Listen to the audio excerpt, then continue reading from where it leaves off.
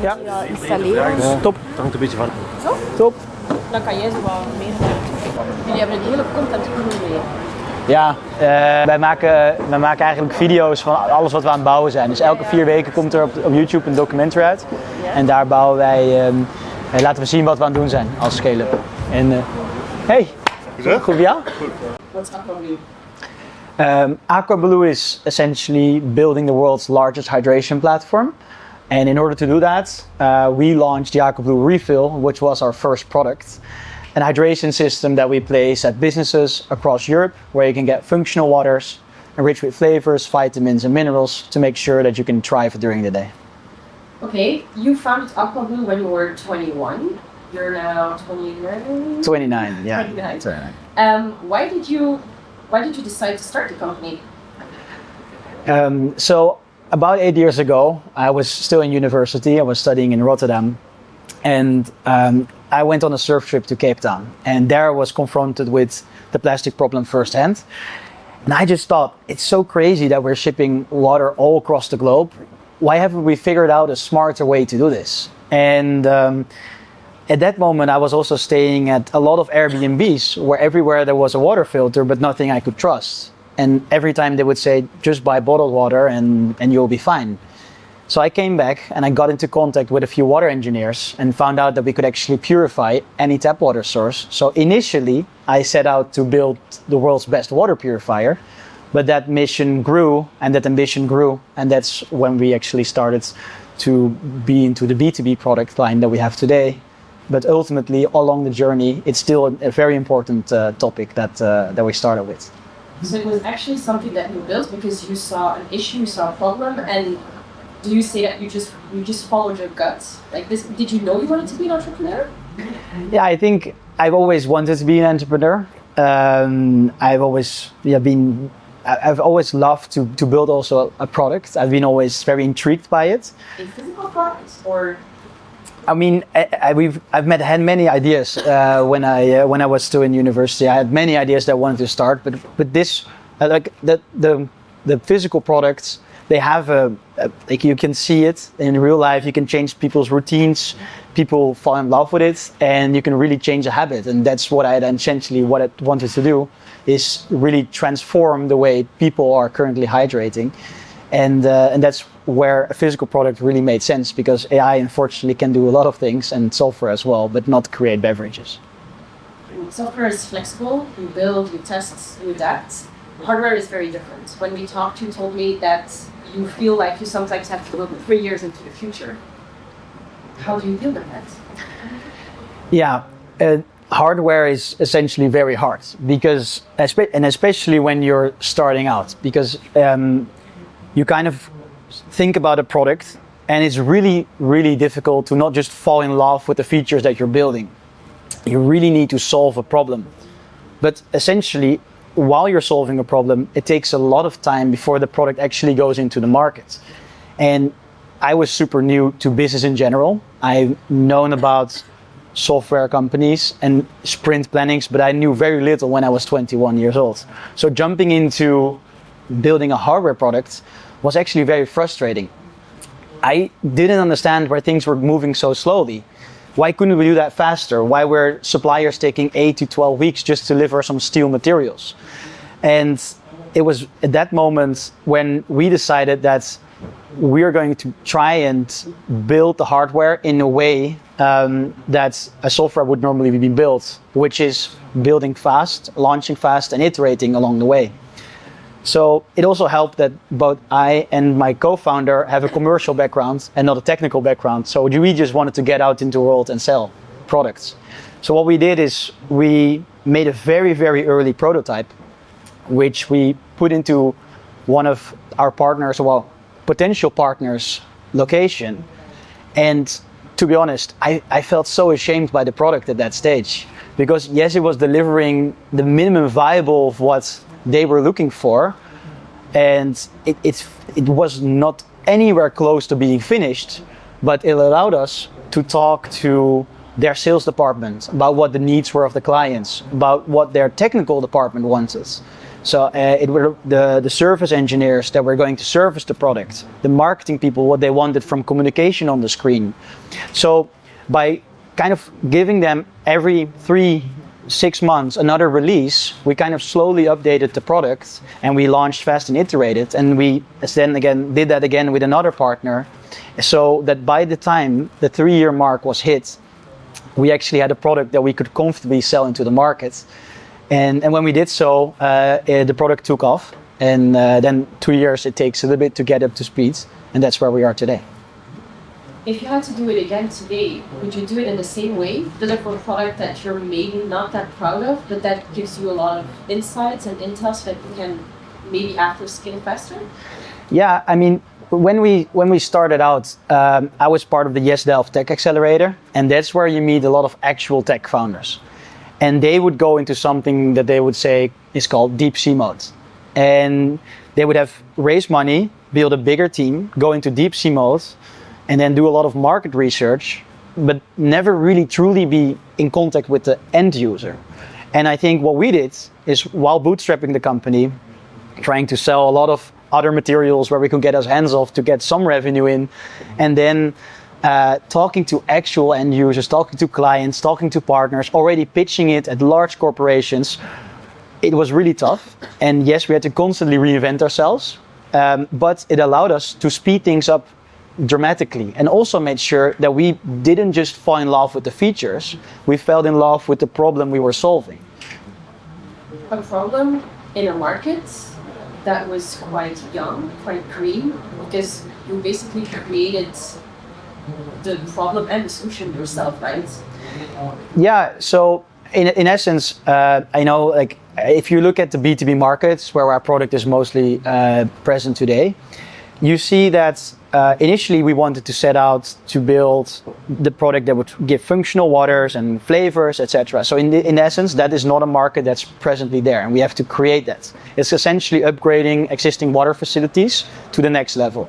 But what we figured out is that the coffee companies, the vending companies, and the water companies were all struggling with different reasons why this was a great product for them and why this was something that they've been looking for. So to give you an example, a coffee company where we worked with, they saw that the next generation of workers was drinking less and less coffee. Their coffee sales at the universities was already going down, which was the first indicator for them that they had to do something about their model. The coffee industry is a very strongly saturated market. There's a lot of competition, and previously on water dispensers, they could only get rent and service. So if the product would break, they would already lose their margin. They were not very interested in that model. They kind of sold it as a need. But now with our model, they could have a consumption approach like the Nespresso model, but then on water. So something they could already know from their coffee business, they could now attach to it. And that was where it started to get a lot of traction from them. And I think that's the things that you find out by truly talking to them and already letting them experience it for a longer time, because those distribution partnerships, they take a lot of time to set up, especially when you're still a young company. And if you would have waited for 3 years to make the product perfect, we might have needed to adjust it anyway, and then we would only get into contact with the partners, and yes, we will be 5 years down the line. And then someone else might have had the same idea. Well, yeah, I mean, timing is everything, right? I think that, like a lot of times people ask me, aren't you afraid that the product gets copied? And I always say, no, I'm not afraid at all. Because first of all, I think as a physical product, which is also an intelligent product, there's a lot of things that you have to do right in order for this to truly work. Yes, we have our patents, and if you're somehow able to deliver the unique selling points that we offer by going around it, making a product that is as nice in interaction and design, looks special towards our product and doesn't feel like a knockoff. And if you just have all of those things figured out, you still need to figure out the distribution partnerships, the trainings. You need to set up the digital infrastructure. There's so much to do around that. And then you'll also have the recipes, the drinks, the user data, which the user generates while using the machine for themselves. So there's a lot of things you have to do right in order for you to kind of get at the level where we are today. And when you're there, we're already 5 years ahead. I want to tap into the biggest misconceptions about hardware, including actually among investors, because some investors say we don't do hardware. Yeah, I mean, hardware is a bit of a container word, right? So there's essentially, you have like commoditized hardware, which is something that's maybe like a glassware, which you can build and then you sell it. You have intelligence hardware, which is what we're building, where you have like a physical product, and then you have an interface, you have an app, you have a solution around it, so it actually is a smart product. And then you of course have more like deep tech products, which maybe go into like machinery, etc. You see that the experiences of the three different ones are very different, but they're all grouped. So sometimes they just say, I don't want to bother about hardware. And I kind of get it, especially early stage. It's really difficult to predict if the founding team has it in them to launch the product, that the timing is there and that the product market fit is there, because it requires a lot of upfront investments. On the other hand, if you're looking right now in 2026, what AI is doing, it's actually is something that used to keep me up at night, but now makes me sleep very well. And that's the fact that every time Anthropic launches a new model, I know that my business is not going to be disrupted. And actually, every time they launch a model, my business is getting easier, because customer service is getting easier to manage. All the hard things that hardware and physical products had are just becoming more easy to manage. Supply chain is getting easier. We can just be so much more efficient. And I think that's what has really changed in what I've seen the last year, specifically also with investors, is that traditional B2B SaaS investors now actually think like, hey, I might broaden my scope, and actually this hardware-enabled SaaS is actually very interesting because of the topic of retention. Because ARR growth is great, but if you can truly retain clients over a longer period of time, that's really important. Do you think now is a very good time in 2026 with AI to start a hardware company? I mean, I think it's just super easy to understand and find a need in a market where an incumbent is just not incentivized to solve it. And those incumbents, they often have their business model running, and they don't really want to take a detour and solve the problem which you might actually really enjoy solving. And that problem you can grow out and build a product for, and you can scale it, while they don't want to spend the time, energy, and resources on it. So I think right now it is actually a good time, because also with the power of AI, you're able to do so much more than what we could do back then with the small team that we had. Whether it's certification, whether it's supplier research, whether it's partner research. I mean, everything has gotten so much more transparent and quick that I think building a physical product right now has become a lot easier and a lot more manageable. Let's talk finance, Marnix. I said it in my introduction, bootstrapped. Why did you start Bootstrapped? Yeah, I don't know. I think I started my business together with my best friend. And the reason why I started with him is that I knew that I was going to do this for a long time. And I just wanted to spend the time with him because I knew it was going to be very fun along the way as well. And they always say the journey is the reward, but actually that's how we set up our company. And doing that, we also wanted to make sure that we could stay independent for as long as possible. In the beginning, as I mentioned, we set out to build the best water purifier. Initially, that was the idea. We kind of pivoted in 2020 to become the company that we are today. Had we raised money early on, a very logical thing to do was double down on the product that we actually had already created in 2020. That was a very painful pivot because we just produced 150 units, 300K in stock, a bootstrapped company. That was literally all the money we had. And I think at that moment, the fact that we could still be in charge of where we were going was a very important moment for us. And I'm not saying that you cannot do that with investors, but it just makes it a lot more difficult to determine where you're there. So being bootstrapped was incredibly hard. We had to be super disciplined. We had to make sure that we sold a lot of side projects on the side, which might have ensured that we got a little bit distracted along the way as well. But ultimately it allowed us to grow and build the product that we wanted to do without anyone thinking otherwise. Would you do it again, bootstrapped, today with the knowledge that you have? Yeah, I think, I'm very happy where we are today. And I think that with the knowledge that I have today, I also know that it would have been very likely the case that if we weren't, then we might have not taken the pivot from where we are today, right now. And so I know, but I also know it's very hard. So if I would I know today and have to do it again, and then spend, let's say, I maybe would have rethought the way I did. But also, we were bootstrapped, and I think that the thing that we made sure of is that we were so disciplined that we also wanted to make sure we got commitments from partners. So, for example, every pilot we did was paid because we needed the money, but also it showed commitment from them. And then every contract we signed, it required minimum order quantities, because we need to use those minimum order quantities in order for us to go to the bank and say, look, I have a contract, can you please help me fund our working capital? And then of course we were funding the entire business from it, but essentially that's how we kind of step by step grew the business, using debt financing actually as a way to grow. And then only last year we did our first external round, but also we did it a little bit different than the traditional route.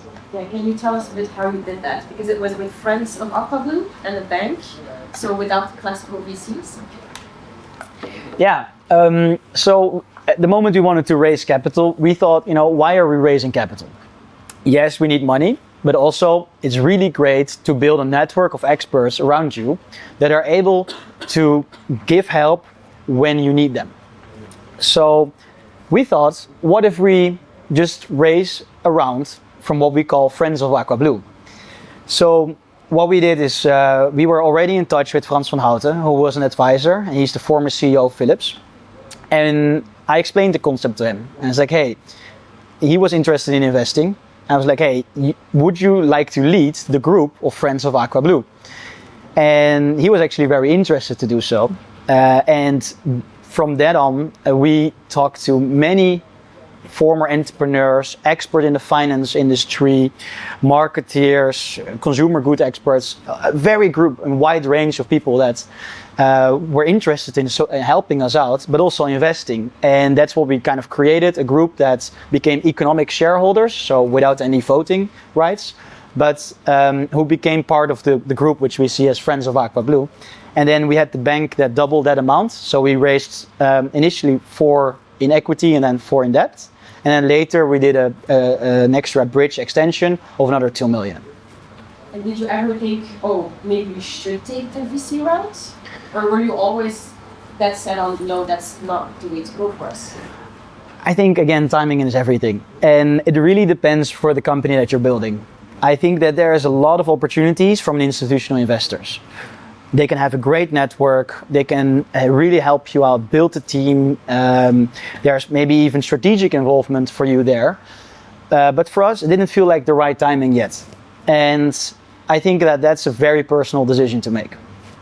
For us, we're going to be raising another round, and that's when we are talking to the VCs. But for us, it just is it's a very personal thing. And I wouldn't say that it's very clear cut. Some businesses, it makes a lot of sense to do it early. The other ones, I think ultimately you as a founder, you're in charge and you pick the right moment for yourself. You already said it as well. The physical product generates enormous amounts of data through the real world interactions. How do you think of proprietary data as a competitive advantage? Yeah, I think that's the second very interesting part, other than retention right now with physical products, is that AI models actually, they are very good at scraping everything that's online. And we all know, I think the majority maybe knows the story about the Dutch founder, which had been filming a streaming platform and filming all the gaming interactions. He got a call from OpenAI if he wanted to sell his company because they wanted to get into that data. It's the same thing. People are, let's say Tesla is a car company, but it also has, I think, 12 or 20 cameras around it that's consistently making photos and analyzing how you drive in order to launch full self-driving.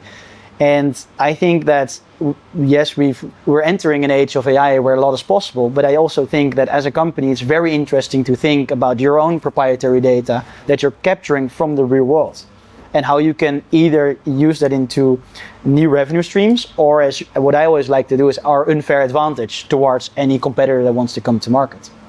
Can you give an example of how you're using it today? A good example is, for example, in innovation. We are of course making different drinks, and we are present in 16 countries. So we're using the data inputs to make sure that we ensure that the right drinks are made for the right locations. Also, we can see that some locations might have an opportunity to buy longer glassware because they're drinking only from smaller cups.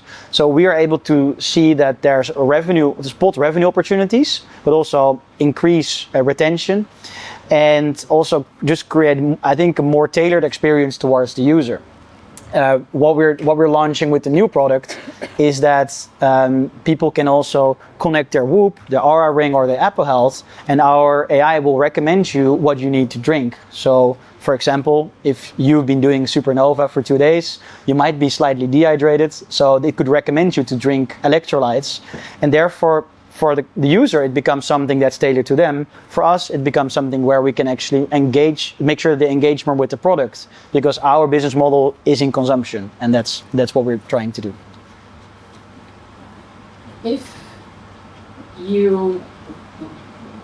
there's a founder here today and they want to start with hardware, what would be your top tip? Is there something that you thought that you think like, oh, I wish I had known this 4 or 5 years ago? Yeah, so I think it depends a bit of about which stage you're in. I think that what I essentially explained is the launch fast and iterate method about developing hardware. I think what I explained about staying very close to your client and falling in love with the problem rather than the technical solution you were imagining to build, that's really important to know today. But and I also think it's really good to know that while you're building the product, you can get away with a lot in the beginning in order for when you take partners or people along your journey. So it doesn't have to be perfect. And therefore you can launch faster and kind of bridge that 3-year gap to market with a lot of real world knowledge. But the second thing is what I have been recently going through is that when you're scaling, you cannot keep on doing that. You need to focus on quality. And you need to focus on processes, and that's where we have partnered up with a bigger contract manufacturer to take the manufacturing over. But also as a company, we had to, within the engineering department, we had to kind of change our way of thinking, because everything was like short-term fixes, and yes, we could do it, and it was fast, it was good, but ultimately they kept popping up. And when your installed base is growing, that's also growing. So I think it's really interesting to also understand that at one point this switch to quality needs to happen rather than just the more scrappy mindset.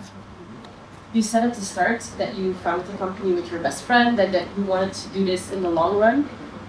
Do you still feel that way? Like, do you still see yourself doing it in 5, 10, 15 years? Yeah, it's funny. I recently got the same question, and then I thought, somebody's already asking me if I'm doing this for a long time. I feel like I'm at 5%. So it's just starting. It's just beginning. I feel like it's the times where we were in the big hall trying to tear other products apart and make it. It feels like 1 or 2 years ago. So I feel like the journey is very far ahead of us still, and there's so much to do and there's so much opportunity. So I definitely look out to doing a lot more. What's next for Aquablu?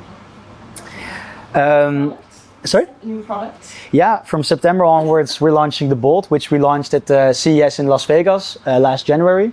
So that one is going into market.